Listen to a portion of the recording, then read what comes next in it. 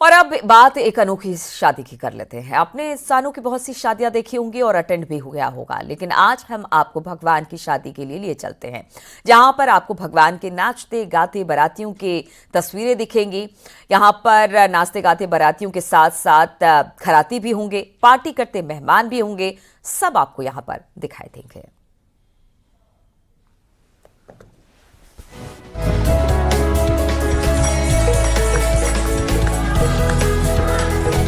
हल्द्वानी की आवास विकास कॉलोनी में नाचते गाते ये बाराती कोई सामान्य बाराती नहीं है, क्योंकि ये इंसानों की नहीं बल्कि भगवान श्री कृष्ण के बाराती हैं। और भगवान कृष्ण की दुल्हन बनी है 55 साल की भावना, जिन्होंने अपने जीवन के 30 साल कृष्ण भक्ति में गुजार दिए हैं। भगवान श्री कृष्ण की दुल्हन बन जहां भावना बेहद खुश हैं, वहीं उनके रिश्तेदार भी श्री कृष्ण को जीजा जी के रूप में पाकर फूले नहीं समा रहे हैं। यही नहीं, भावना की सखियों के पांव भी जमीन पर नहीं है, वो जीजा जी कृष्ण के आने पर थिरक रही हैं। मैंने नहीं, उनने सोचा होगा। मेरे जैसे भाग कहाँ जो मैं उनके संग शादी करूं, उन्हीं ने सोचा होगा। और आज मैं इतनी खुश हूँ, मैंने सपनों में भी नहीं सोचा था कि आज मेरे लिए इतना होगा, सब आप लोग मेरे लिए इतना करेंगे करके।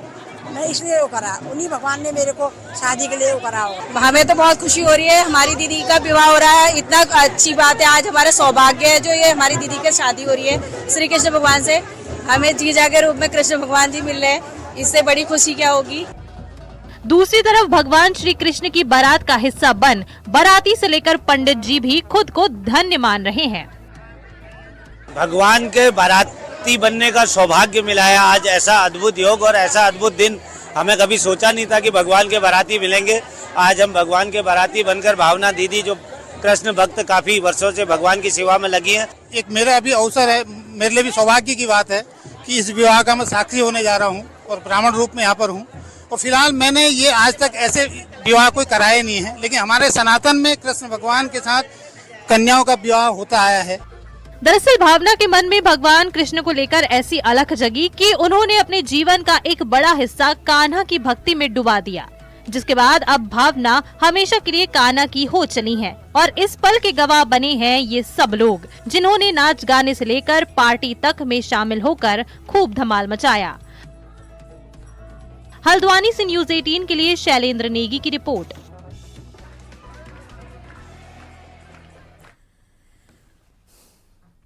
विधानसभा उपचुनाव में बड़ी हार के बाद समाजवादी पार्टी अब बड़े बदलाव में जुट गई है। अखिलेश ने 2027 का प्लान बनाया, जिस पर काम करने के लिए दिग्गज नेताओं को जिम्मेदारी दी गई। विधानसभा उपचुनाव में जिन लोगों ने अपनी जिम्मेदारी ईमानदारी से नहीं निभाई, उसकी लिस्ट अखिलेश को सौंप दी गई है। यानी एसपी में अब बागियों को साइडलाइन करने की तैयारी शुरू हो गई है। देखिए जरा ये रिपोर्ट।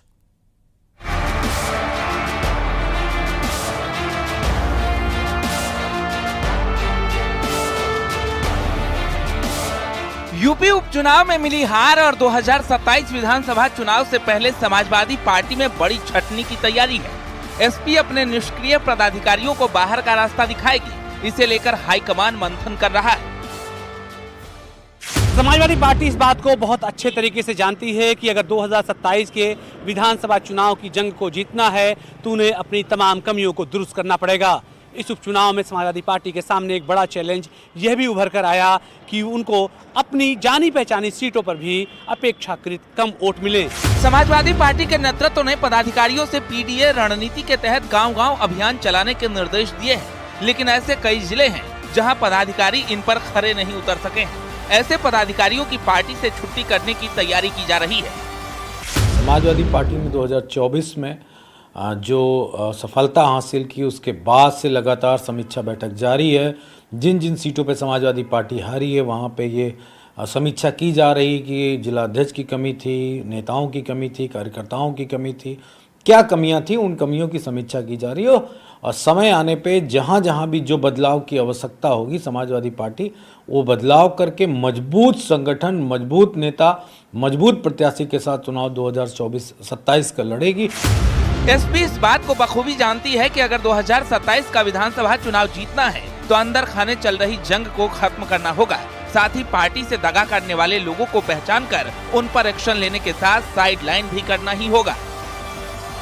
2027 में समाजवादी पार्टी के सारे पदाधिकारी सक्रिय हों, लोगों से जुड़े, यानी जो बीजेपी का फार्मूला है वही फार्मूला उन्होंने अपना लिया कि जो सक्रिय होगा वो संगठन में रहेगा, जो सक्रिय नहीं रहेगा, निष्क्रिय रहेगा, वो संगठन से बाहर हो जाएगा। तो ये फार्मूला लेके वो चल रहे हैं और उनकी कोशिश यही है कि पार्टी उनकी ज़्यादा मजबूत हो, लोगों से जुड़े, समाजवादी विचारों को लोगों तक पहुंचाए, पार्टी की नीतियों तक पहुंचाए, पिछली सरकार में उनके द्वारा किए गए कामों के बारे में जनता को बताए। तो अब ये एक फोकस्ड अप्रोच लेके चल रहे हैं और मुझे लगता है कि इसीलिए सबसे पहले छटनी पार्टी के भीतर करने जा रहे हैं। राजनीति में कहावत मशहूर है, अगर आपको जंग जीतनी है तो अपनी कमियों को भी मजबूती के तौर पर सामने वाले के सामने पेश करना होगा। लगातार कई सालों से सत्ता से बाहर रहने वाली समाजवादी पार्टी के लिए 2027 करो और मरो जैसा होगा। ऐसे में पार्टी पदाधिकारी पर लटकी कार्रवाई की तलवार ये बताएगी कि आखिर पार्टी ने खुद को कितना मजबूत किया है। समाजवादी पार्टी ऐसे लोगों की लिस्ट तैयार कर रही है जिन्होंने पार्टी के लिए बेहतर परफॉर्मेंस नहीं किया। ऐसे नेताओं को इस ड्यूटी पर लगाया गया है कि उनके नाम उजागर किए जाएं ताकि 2027 में उनके सामने कोई दगा करने वाला ना हो। कैमरा पर्सन रवि के साथ अलाउद्दीन, न्यूज़ 18 लखनऊ। और क्या सलमान खान को एक बार फिर लॉरेंस बिश्नोई के नाम से धमकी दी गई? आखिर वो शख्स कौन था जिसने सलमान के सेट पर घुसने की कोशिश की? जरा देखिए रिपोर्ट। सलमान खान को क्या फिर से धमकी मिली है? क्या लॉरेंस के गुर्गे ने फिर से सलमान खान को धमकाने की कोशिश की? ये सवाल इसलिए क्योंकि सलमान जहां शूटिंग कर रहे हैं उस सेट पर एक शख्स अवैध तरीके से घुस आया और जब उसे गार्ड्स ने रोकने की कोशिश की तो उसने बिश्नोई का नाम लिया। जैसे ही शख्स ने लॉरेंस बिश्नोई का नाम लिया तो गार्ड्स को उस पर शक हुआ और उसे पूछताछ के लिए शिवाजी पार्क पुलिस स्टेशन भेज दिया गया। इस शख्स ने सलमान खान से मिलने के लिए लॉरेंस बिश्नोई का नाम लिया। मुंबई पुलिस के मुताबिक जिस व्यक्ति को हिरासत में लिया गया है उसका नाम सतीश वर्मा है, जो फिल्मों में जूनियर आर्टिस्ट का काम करता है। सतीश वर्मा सलमान खान जहां शूट करने वाले थे उस सेट पर मौजूद था। उसे सलमान खान के साथ फोटो खिंचवानी थी लेकिन वो फोटो नहीं ले पा रहा था। वो सेट पर अंदर जाने की कोशिश करने लगा। सेट के बाउंसर ने सतीश को रोका, जिसके बाद बाउंसर के साथ उसका झगड़ा शुरू हो गया। इस झगड़े के बीच सतीश वर्मा ने बाउंसर से कहा कि लॉरेंस को बुलाऊं क्या। जब सतीश और बाउंसर के बीच झगड़ा हुआ उस दौरान सलमान खान फिल्म के सेट पर मौजूद ही नहीं थे, लेकिन जैसे उसने लॉरेंस बिश्नोई का नाम लिया सिक्योरिटी टीम अलर्ट पर आ गई और उस शख्स को थाने पहुंचा दिया। सलमान खान की सेफ्टी के साथ उनकी टीम बिल्कुल भी कोताही नहीं बरत रही है। सलमान जहां भी जाते हैं उनके साथ हमेशा सिक्योरिटी गार्ड्स होते हैं। सलमान इन दिनों सिकंदर की शूटिंग में बिजी चल रहे हैं, लेकिन लॉरेंस के नाम को लेकर सब अलर्ट पर होते हैं क्योंकि लॉरेंस की तरफ से बार बार सलमान खान को धमकियां मिल रही है। ऐसे में सेट पर लॉरेंस का नाम लेने वाले शख्स को सीधा हवालात पहुंचा दिया गया। Bureau report, news 18।